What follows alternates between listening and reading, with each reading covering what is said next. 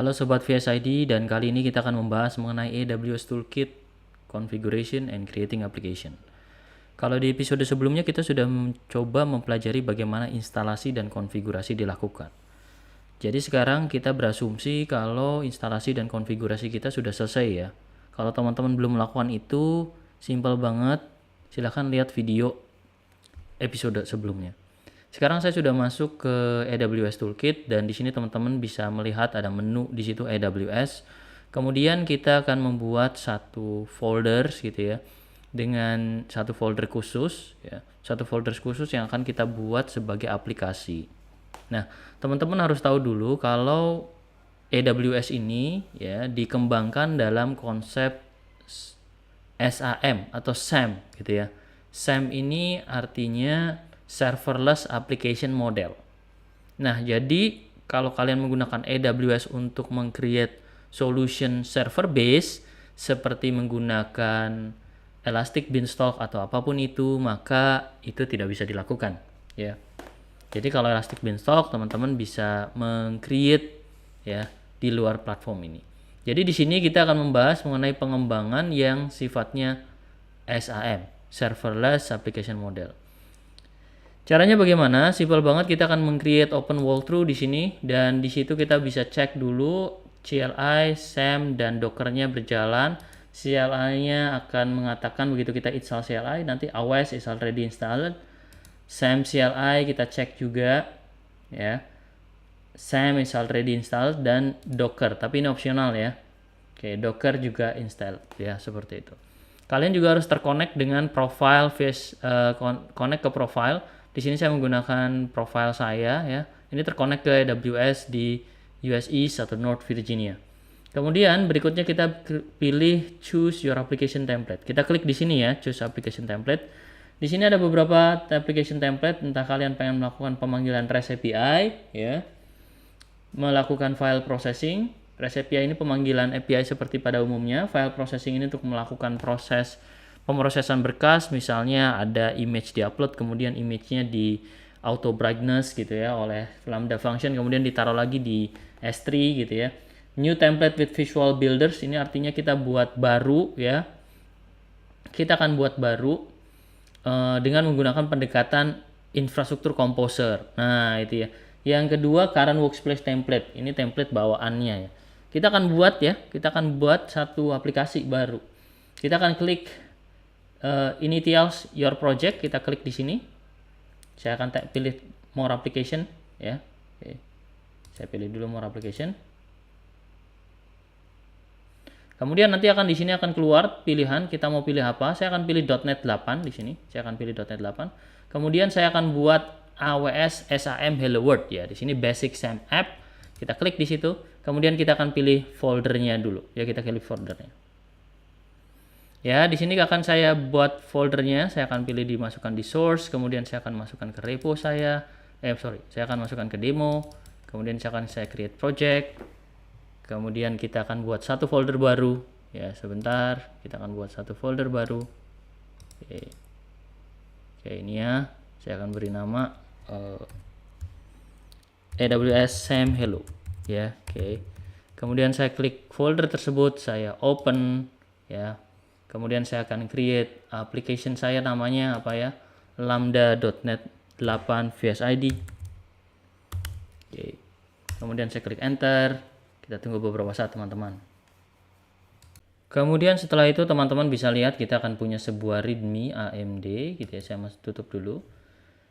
Di sini ada informasi ya, SAM itu apa ya, kemudian bagaimana kita mendeploynya. Okay.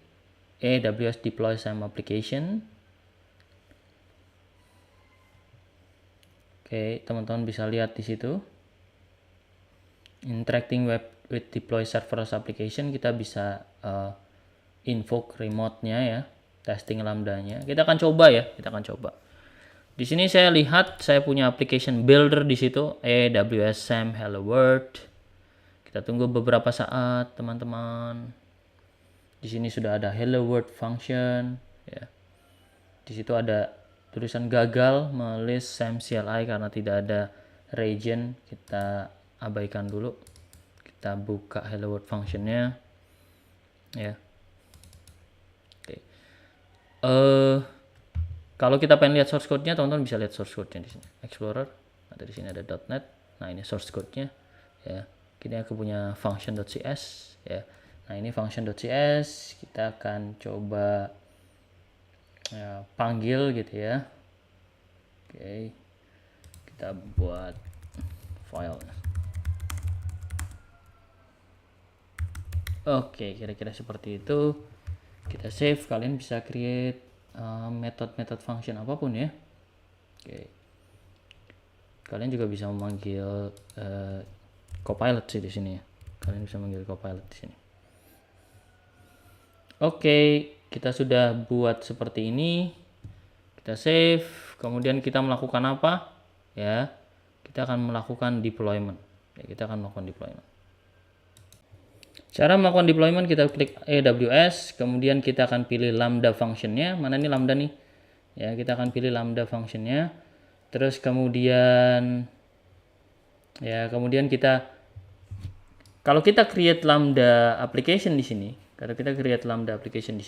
maka dia akan buat sesuatu yang baru. Ya, itu tidak kita lakukan. Yang kita lakukan adalah kita akan deploy ini ke lambda ke cloud ya. Kita akan build. Nah, ini klik di sana di sini, kemudian akan deploy SAM application, kita klik di situ. Ya. Kemudian kita akan memilih sync atau deploy. Kalau kita fokus untuk development, saya sarankan untuk sinkronisasi dulu ya. Oke, supaya enak untuk deploymentnya. Jadi kalau ada perubahan dia langsung sinkronis. Kita pilih sync ya. Oke. Specify required ya, kita akan letakkan di mana? Saya akan taruh di US Virginia. Ya, kemudian kita akan buat di situ stacknya mau stack mana. Saya akan buat demo VS Code. Oke. Saya akan buat pakai manage S3 bucket. Kemudian kita deploy saja. Ya, seperti ini sudah cukup. Kemudian kita klik OK. Ya, nanti akan ada keluar. Kita akan klik OK. Nah, di sini akan terjadi proses deployment teman-teman menggunakan CLI. Ya. Kita tunggu aja beberapa saat. Oke. Teman-teman bisa lihat tuh dia melakukan deploy ke AWS.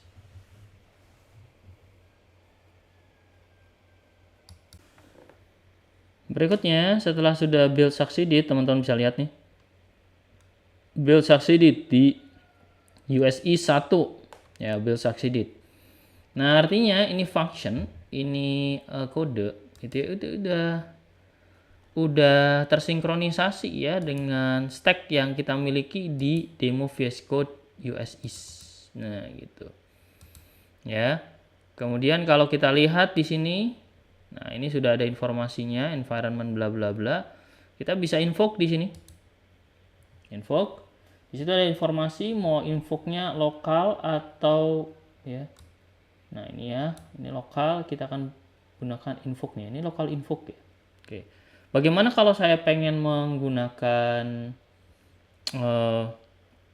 invoke yang ada di cloud ya. Saya refresh dulu infrastruktur kita. Nanti di sini ada keluar nih demo VS Code ya. Nah, ini demo VS Code. Teman-teman bisa lihat tuh demo VS Code kita.